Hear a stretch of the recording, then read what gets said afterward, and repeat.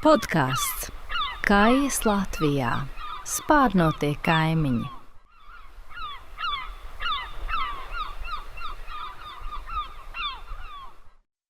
Sveiki visiem! Te Andris. Un te Sofija. Nu ko, šodien runāsim par putniem, kas Latvijā ir skaļāki par modinātāju, ātrāki par viesmīli un drosmīgāki par tūristu augstā Baltijas jūrā. Par kājām. Jā, par kājām.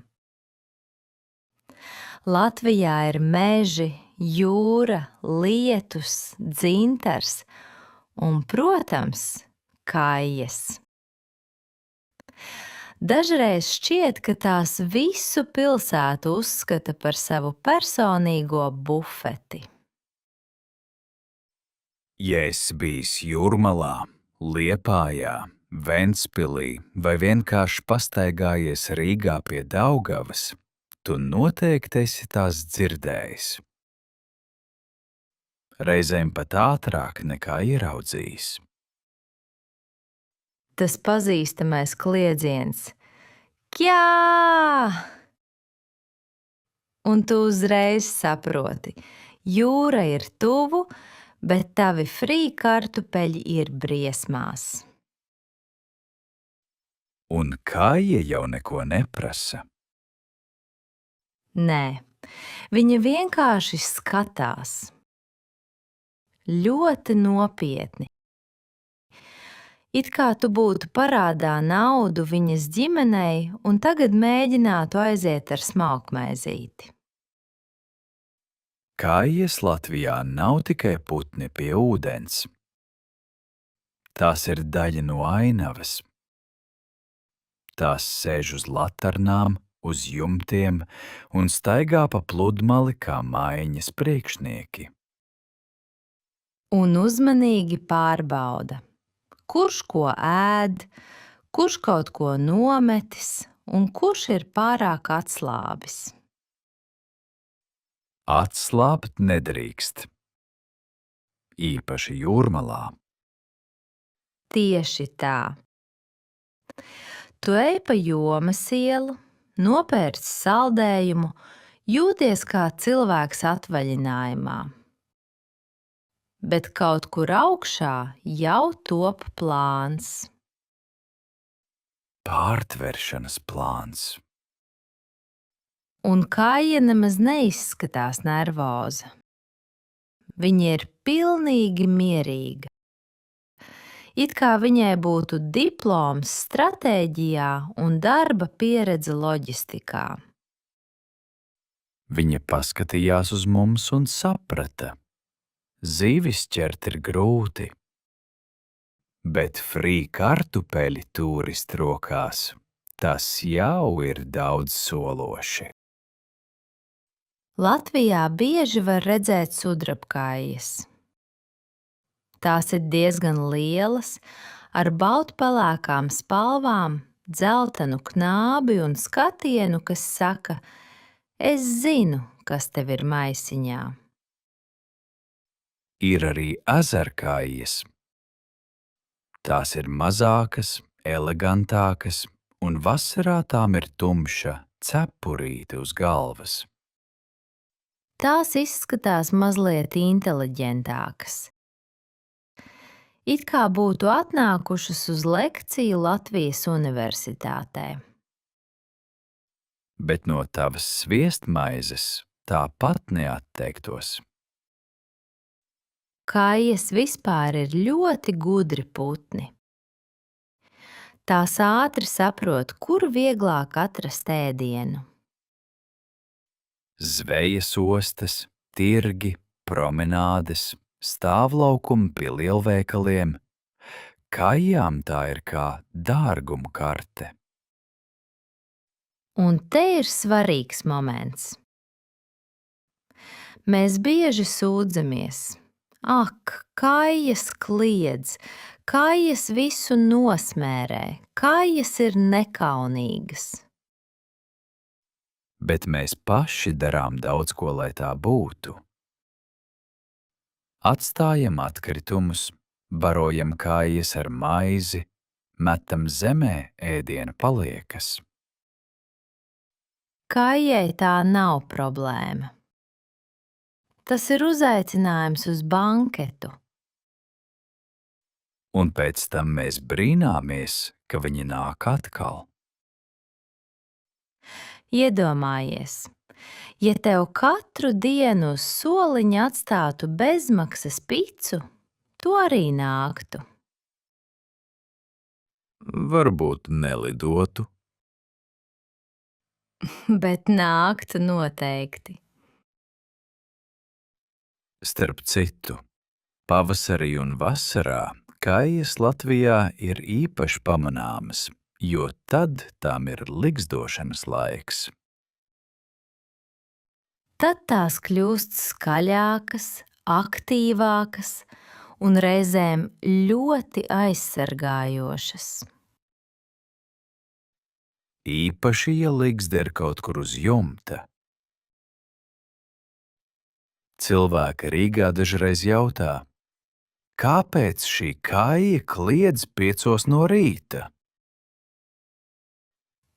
Bet kāja tāda: atvainojiet, man ir bērni, kredīts un stress. Kājas tiešām arvien biežāk ligzdo uz māju jumtiem. Tur ir drošāk, augstāk, mazāk plēsēju un labs skats uz apkārtni. Gandrīz penthouse. Penthouse ar skatu uz atkritumu konteineru. Luksus. Bet cilvēkiem tas var radīt problēmas. Troksni, netīrību un arī agresīvāku uzvedību, ja tuvumā ir mazuļi. Ja mazā kāja nokrīt vai skraida pa jumtu, vecāki var lidot ļoti zemu virs cilvēkiem. Un te ir svarīgi nepanikot.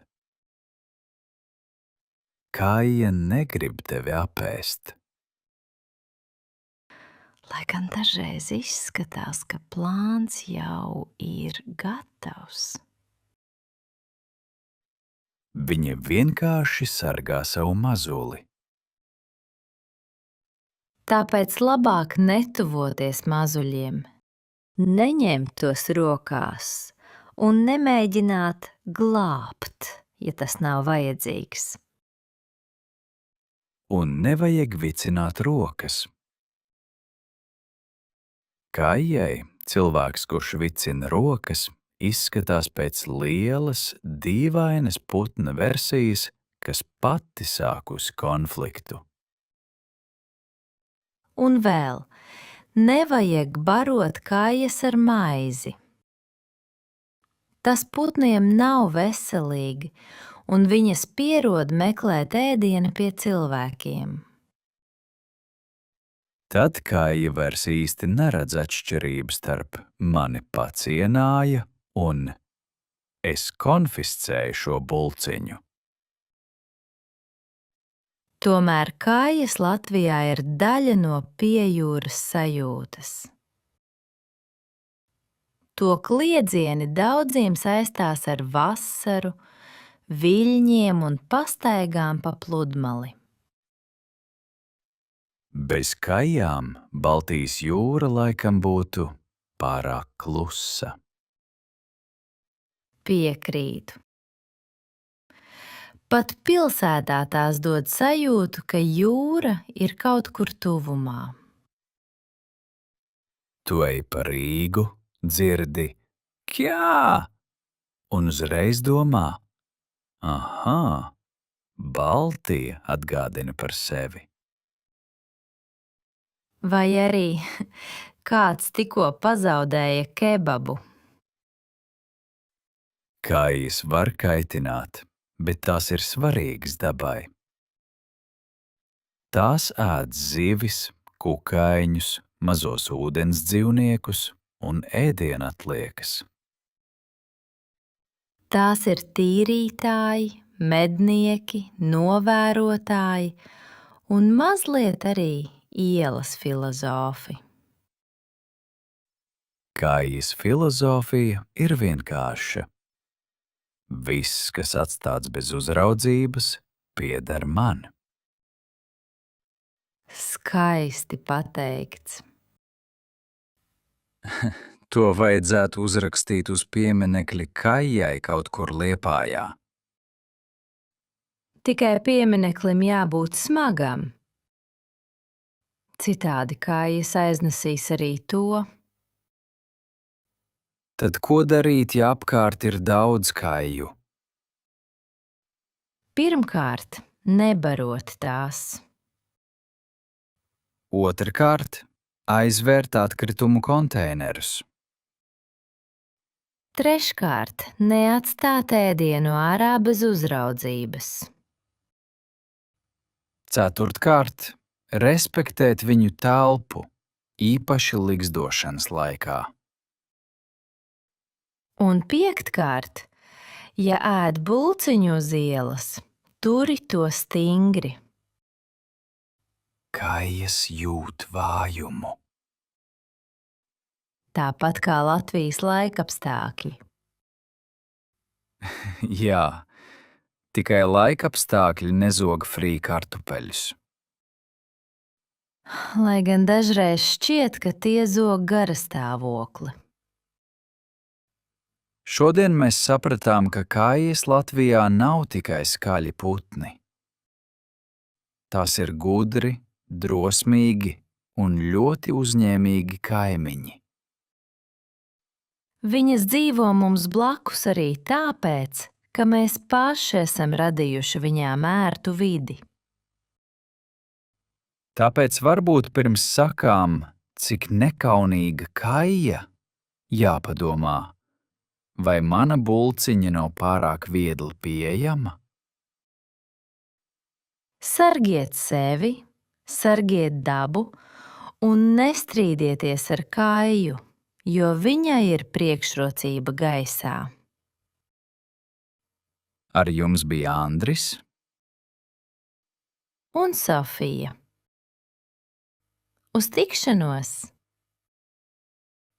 un atcerieties, Latvijā jūra sākas nevis ar ūdeni, bet ar kaijas kliedzienu.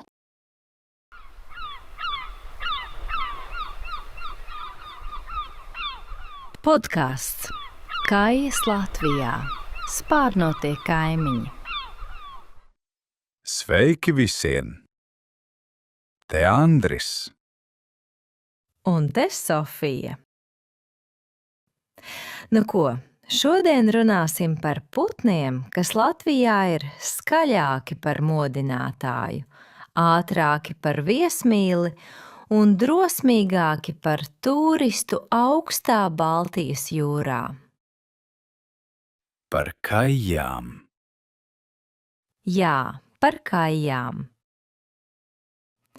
Latvijā ir meži, jūra, lietus, dzintars un, protams, kaijas. Dažreiz šķiet, ka tās visu pilsētu uzskata par savu personīgo bufeti. Ja esi bijis Jūrmalā, Liepājā, Ventspilī vai vienkārši pastaigājies Rīgā pie Daugavas, tu noteikti esi tās dzirdējis. Reizēm pat ātrāk nekā ieraudzījis. Tas pazīstamais kliedziens "Kjā!" Un tu uzreiz saproti, jūra ir tuvu, bet tavi frī kartupeļi ir briesmās. Un kaija jau neko neprasa. Nē, viņa vienkārši skatās. Ļoti nopietni. It kā tu būtu parādā naudu viņas ģimenei un tagad mēģinātu aiziet ar smalkmaizīti. Kājas Latvijā nav tikai putni pie ūdens. Tās ir daļa no ainavas. Tās sēž uz laternām, uz jumtiem un staigā pa pludmali kā mājiņas priekšnieki. Un uzmanīgi pārbauda, kurš ko ēd, kurš kaut ko nometis un kurš ir pārāk atslābis. Atslābt nedrīkst. Īpaši jūrmalā. Tieši tā. Tu ej pa Jomas ielu, nopērc saldējumu, jūties kā cilvēks atvaļinājumā. Bet kaut kur augšā jau top plāns. Pārtveršanas plāns. Un Kāja nemaz neizskatās nervoza. Viņa ir pilnīgi mierīga. It kā viņai būtu diploms stratēģijā un darba pieredze loģistikā. Viņa paskatījās uz mums un saprata. Zīvis ķert ir grūti, bet frī kartupeļi tūristu rokās, tas jau ir daudz sološi. Latvijā bieži var redzēt sudrabkājas. Tās ir diezgan lielas, ar baltpelēkām spalvām, dzeltenu knābi un skatienu, kas saka: es zinu, kas tev ir maisiņā. Ir arī ezerkājas. Tās ir mazākas, elegantākas, un vasarā tām ir tumša cepurīte uz galvas. Tās izskatās mazliet inteliģentākas. It kā būtu atnākušas uz lekciju Latvijas universitātē. Bet no tavas sviestmaizes tāpat neatteiktos. Kājas vispār ir ļoti gudri putni. Tās ātri saprot, kur vieglāk atrast ēdienu. Zvejas ostas, tirgi, promenādes, stāvlaukumi pie lielveikaliem. Kājām tā ir kā dārguma karte. Un te ir svarīgs moments. Mēs bieži sūdzamies. Ak, kājas kliedz, kājas visu nosmērē, kājas ir nekaunīgas. Bet mēs paši darām daudz ko, lai tā būtu. Atstājam atkritumus, barojam kājas ar maizi, metam zemē ēdiena paliekas. Kājai tā nav problēma.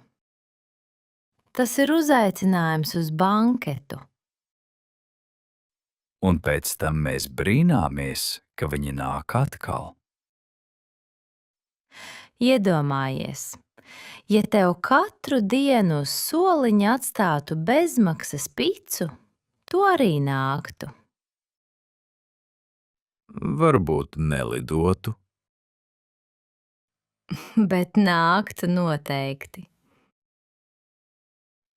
Starp citu, pavasarī un vasarā kājas Latvijā ir īpaši pamanāmas, jo tad tām ir ligzdošanas laiks. Tad tās kļūst skaļākas, aktīvākas un reizēm ļoti aizsargājošas. Īpaši, ja ligzda ir kaut kur uz jumta. Cilvēki Rīgā dažreiz jautā, kāpēc šī kāja kliedz 5 no rīta? Bet kāja tāda: atvainojiet, man ir bērni, kredīts un stress. Kājas tiešām arvien biežāk ligzdo uz māju jumtiem. Tur ir drošāk, augstāk, mazāk plēsēju un labs skats uz apkārtni. Gandrīz penthouse. Penthouse ar skatu uz atkritumu konteineru. Luksus. Bet cilvēkiem tas var radīt problēmas, troksni, netīrību un arī agresīvāku uzvedību, ja tuvumā ir mazuļi. Ja mazā kāja nokrīt vai skraida pa jumtu, vecāki var lidot ļoti zemu virs cilvēkiem. Un te ir svarīgi nepanikot. Kāja negrib tevi apēst. Lai gan dažreiz izskatās, ka plāns jau ir gatavs. Viņa vienkārši sargā savu mazuli. Tāpēc labāk netuvoties mazuļiem. Neņemt tos rokās un nemēģināt glābt, ja tas nav vajadzīgs. Un nevajag vicināt rokas. Kājai cilvēks, kurš vicina rokas, izskatās pēc lielas, dīvainas putna versijas, kas pati sākusi konfliktu. Un vēl, nevajag barot kājas ar maizi. Tas putniem nav veselīgi, un viņas pierod meklēt ēdienu pie cilvēkiem. Tad kāja vairs īsti neredz atšķirību starp mani pacienāja un es konfiscēju šo bulciņu. Tomēr kājas Latvijā ir daļa no piejūras sajūtas. To kliedzieni daudziem saistās ar vasaru, viļņiem un pastaigām pa pludmali. Bez kājām Baltijas jūra laikam būtu pārāk klusa. Piekrītu. Pat pilsētā tās dod sajūtu, ka jūra ir kaut kur tuvumā. Tu ej pa Rīgu, dzirdi kjā, un uzreiz domā, aha, Baltija atgādina par sevi. Vai arī kāds tikko pazaudēja kebabu. Kājas var kaitināt, bet tās ir svarīgas dabai. Tās ēd zivis, kukaiņus, mazos ūdens dzīvniekus un ēdienatliekas. Tās ir tīrītāji, mednieki, novērotāji un mazliet arī ielas filozofi. Kājas filozofija ir vienkārša. Viss, kas atstāts bez uzraudzības, pieder man. Skaisti pateikts. To vajadzētu uzrakstīt uz pieminekļa Kājai kaut kur Liepājā. Tikai piemineklim jābūt smagam. Citādi kājas aiznesīs arī to. Tad ko darīt, ja apkārt ir daudz kāju? Pirmkārt, nebarot tās. Otrkārt, aizvērt atkritumu konteinerus. Treškārt, neatstāt ēdienu ārā bez uzraudzības. Ceturtkārt, respektēt viņu telpu, īpaši ligzdošanas laikā. Un piektkārt, ja ēd bulciņu uz ielas, turi to stingri. Kājas jūt vājumu. Tāpat kā Latvijas laikapstākļi. Jā, tikai laikapstākļi nezog frī kartupeļus. Lai gan dažreiz šķiet, ka tie zog garastāvokli. Šodien mēs sapratām, ka kājas Latvijā nav tikai skaļi putni. Tās ir gudri, drosmīgi un ļoti uzņēmīgi kaimiņi. Viņas dzīvo mums blakus arī tāpēc, ka mēs paši esam radījuši viņām ērtu vidi. Tāpēc varbūt pirms sakām, cik nekaunīga Kaija, jāpadomā, vai mana bulciņa nav pārāk viegli pieejama? Sargiet sevi, sargiet dabu un nestrīdieties ar Kaiju, jo viņai ir priekšrocība gaisā. Ar jums bija Andris Un Sofija. Uz tikšanos! un atcerieties, Latvijā jūra sākas nevis ar ūdeni, bet ar Kaijas kliedzienu.